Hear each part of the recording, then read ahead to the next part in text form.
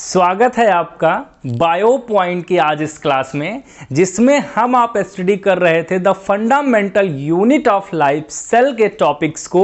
और आज उसी में आगे हम लोग सीखेंगे एंडोप्लाज्मिक रेटिकुलम का स्ट्रक्चर।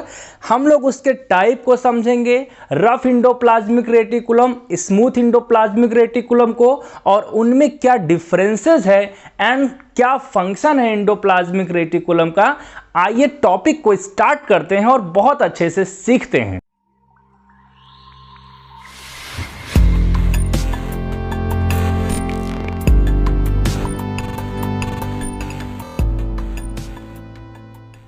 एंडोप्लाज्मिक रेटिकुलम, जिसको हम शॉर्ट फॉर्म में ER कहते हैं, एंडोप्लाज्मिक रेटिकुलम दो वर्ड से मिलकर बना है। पहला है एंडोप्लाज्मिक एंड दूसरा वर्ड हम ऑब्वियसली देख रहे हैं रेटिकुलम। एंडोप्लाज्मिक का मतलब होता है with in the cytoplasm. It means ऐसा कोई स्ट्रक्चर जो साइटोप्लाज्म में हो, endoplasmic and network, large tubular network पूरे सेल में फैलाया हो, ऐसे सेल ऑर्गेनेल को हम लोग एंडोप्लाज्मिक रेटिकुलम कहते हैं। जैसे अगर हम लोग डायग्राम से समझना चाहें तो ये सेल है, सेल में ये न्यूक्लियस हो गया एंड न्यूक्लियस से लेकर के पूरे मेम्ब्रेन में, इट मींस प्लाज्मा मेम्ब्रेन तक इसका एक्सटेंशन रहता है। ऐसे नेटवर्क लाइक स्ट्रक्चर को हम लोग एंडोप्लाज्मिक रेटिकुलम कहते हैं। डिस्कवरी की बात करें तो इसको नोट किया किसने, इट मींस देखा किसने, तो पोर्टर एंड क्लाउडे एंड फुलमैन ने इसको सबसे पहले देखा। एंड जो डिस्कवरी का क्रेडिट जाता है वो जाता है पोर्टर को। It is a extensive membrane network with in the cytoplasm, पूरे सेल के साइटोप्लाज्म में फैला हुआ, हाँ ये याद रखिएगा, यूकैरियोटिक सेल में फैला हुआ एक नेटवर्क है। It is found in eukaryotic cell and it is absent in prokaryotic and mature RBC and embryonic cells में भी ये क्या होता है, एब्सेंट होता है। It form 30 to 60% of total membrane in the cell. It mean cell में जो मेम्ब्रेनस नेटवर्क है उसका 30 to 60% पार्ट यही बनाता है। इसके स्ट्रक्चर की बात करें तो हम लोग 3 बेसिक शेप से इसको बना हुआ देखते हैं। पहला है सिस्टर्नी, वेसिकल्स एंड ट्यूब्यूल्स। जैसा यहां पे देख पा रहे हैं आप, एक पैरेलल अरेंजमेंट आपको दिख रहा है इस तरीके से, वन एंड अनदर, एक के ऊपर एक, फ्लैटेंड, पैरेलल, एंड जो कि राइबोसोम बियर कर रहा है। ये जो स्ट्रक्चर आप देख पा रहे हैं, ऐसे स्ट्रक्चर को हम लोग सिस्टर्नी कहते हैं। दूसरा है सिर्फ vesicles. It is a Oval, जैसा आप देख पा रहे हैं, rounded and free from ribosome. यहां पे राइबोसोम्स भी नहीं प्रेजेंट हैं। तीसरा बात करें तो ट्यूब्यूल्स की, it is irregular branching, branch structure आप देख रहे हैं। It is also free from ribosome, यहां पे भी राइबोसोम क्या होते हैं, एब्सेंट होते हैं। इन्हीं 3 बेसिक शेप का बना हुआ ये स्ट्रक्चर होता है जिसको हम लोग एंडोप्लाज्मिक रेटिकुलम कहते हैं।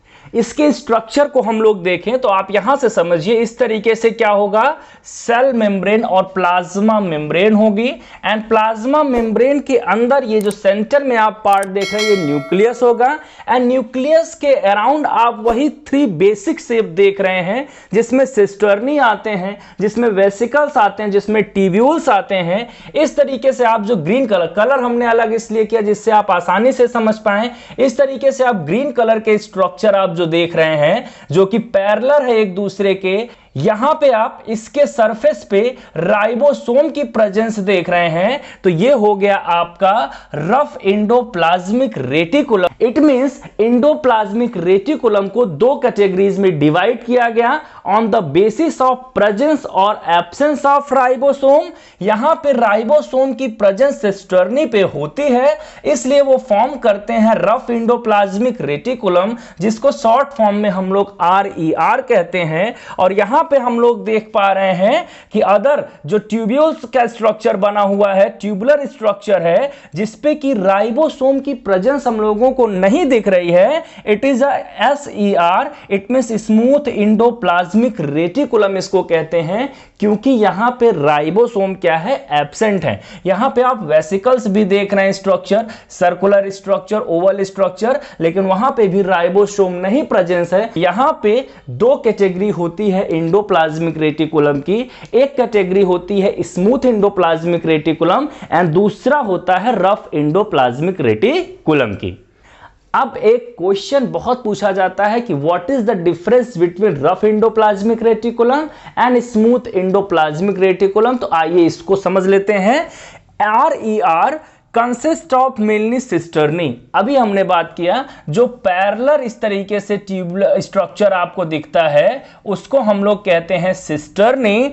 उसी का बना होता क्योंकि उसी के सरफेस पे राइबोसोम्स प्रेजेंट होते हैं, तो ये it is mainly consist of cisternae. And SER consist of tubule and vesicles. यहां पे आप देख पा रहे हैं जहां पे राइबोसोम नहीं प्रेजेंट है, ये ट्यूबुलर स्ट्रक्चर पैरेलल नहीं है एक दूसरे के, एंड ये जो वेसिकल लाइक स्ट्रक्चर आप देख रहे हैं वेसल्स टाइप का, SER का फॉर्मेशन इनसे होता है।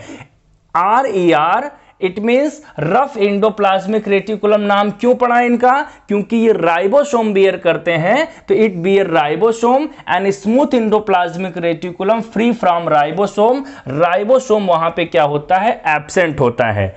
RER lies deep in the cytoplasm. कहां प्रेजेंट होता है? सेल के साइटोप्लाज्म में प्रेजेंट होता है, deep in the cytoplasm. And जो SER है usually lies near the cell membrane. Cell membrane near क्यों? क्योंकि वो लिपिड वगैरह की सिंथेसिस करते हैं, वैक्यूल्स का फॉर्मेशन करते हैं, लाइसोसोम का फॉर्मेशन करते हैं एंड गोल्गी बॉडी का फॉर्मेशन करते हैं। तो ऐसा स्ट्रक्चर इनको बनाना रहता है, तो ये यूजुअली सेल मेम्ब्रेन के नियर प्रेजेंट होते हैं। And RER take part in protein synthesis, तो SER takes part in the lipid synthesis and it give rise. It means जब रफ एंडोप्लाज्मिक रेटिकुलम से राइबोसोम डिटैच हो जाते हैं तो वो बना लेते हैं SER या SER का फॉर्मेशन करते हैं। एंड SER की बात करें तो it give rise Golgi body, lysosome and vacuoles का फॉर्मेशन करते हैं। एक डिफरेंस बहुत इंपॉर्टेंट है जो कि आपके नीट में पूछा जाता है कि सिस्टर्नी से राइबोसोम अटैच कैसे हैं। तो उनको अटैच करने के लिए एक सब्सटेंस होता है जिसका नाम है राइबोफोरिन्स। राइबोफोरिन्स क्या करते हैं? उनको अटैच करके रखते हैं, जो कि रफ एंडोप्लाज्मिक रेटिकुलम में तो होता है, लेकिन SER में स्मूथ एंडोप्लाज्मिक रेटिकुलम में राइबोफोरिन्स एब्सेंट होते हैं, इसलिए वहां पे राइबोसोम अटैच नहीं हो पाते हैं और उनका नाम पड़ जाता है smooth endoplasmic reticulum.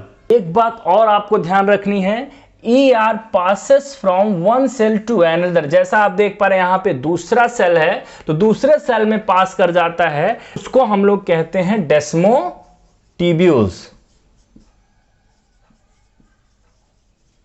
Endoplasmic reticulum के फंक्शन को हम सबसे पहले कॉमन फंक्शन समझेंगे एंडोप्लाज्मिक रेटिकुलम का, देन सेपरेट फंक्शन समझेंगे RER एंड SER का जो इनसे कॉमन नहीं है। तो कॉमन फंक्शन की बात करें तो सबसे पहले transport and storage of materials इसका फंक्शन होता है, and then formation of desmotubules by plasmodesmata. आप जानते हैं एक सेल से दूसरे सेल में कनेक्शन होता है बाय प्लाज्मोडेस्मेटा, एंड प्लाज्मोडेस्मेटा जब क्या होता है एंडोप्लाज्मिक रेटिकुलम उससे निकल करके दूसरे सेल से कनेक्ट करता है, तो उसको हम लोग डेस्मोटिब्यूल्स कहते हैं। एंड मसल्स कंट्रैक्शन में हेल्प करता है by regulating the calcium and in the sarcoplasm. Muscle cell के साइटोप्लाज्म में कैल्शियम आयन के लेवल को मेंटेन करता है, रेगुलेट करता है। And form framework of cytoskeleton, it means cell का साइटोस्केलेटन बनाने में, जो एक फ्रेमवर्क बनाने में, सारे सेल ऑर्गेनेल को स्पेसिफिक पोजीशन देने में इसका बहुत बड़ा रोल होता है। Location of enzyme, it is a site of, it means ये एक ऐसा लोकेशन है जहां पे बहुत सारे एंजाइम्स क्या रहते हैं, स्टोर्ड रहते हैं या पैक्ड रहते हैं। अगर हम लोग सेपरेट फंक्शन RER की बात करें, RER provide surface for protein synthesis. जहां पे प्रोटीन सिंथेसिस की प्रोसेस होती है, पैकेजिंग कराता है। इट मीन्स बहुत सारे ऐसे मटेरियल हैं जो कि सेल से बाहर होने चाहिए, तो उनको सिक्रीटरी वेसल्स में पैक करेगा और सेल से बाहर करने का काम भी ये करा देता है। SER formation, smooth endoplasmic reticulum का फॉर्मेशन कराता है, एंड मेम्ब्रेन फॉर्मेशन, क्योंकि आप जानते हैं कि 40 to 60% जो मेम्ब्रेन होता है वो सेल में यही एंडोप्लाज्मिक रेटिकुलम बनाता है, तो उसमें भी ये हेल्प करते हैं। SER की बात करें तो surface for synthesis of lipid and steroid hormone. Steroid hormone में सेक्स हार्मोन्स की बात करते हैं, टेस्टोस्टेरॉन, एस्ट्रोजन, इन सबको, एंड एड्रिनल हार्मोन को क्या कराता है, ये सिंथेसाइज कराता है। And very important function, detoxification in liver. It means क्या करता है, जो टॉक्सिक मटेरियल होते हैं उसको लेस टॉक्सिक बनाता है हमारे लीवर सेल में। SER, it is the main function. And formation of Golgi body, lysosome and vacuole, it is the function of endoplasmic reticulum and complete detail of endoplasmic reticulum. Keep continue watching and मिलते हैं next cell organelle के साथ। Thank you.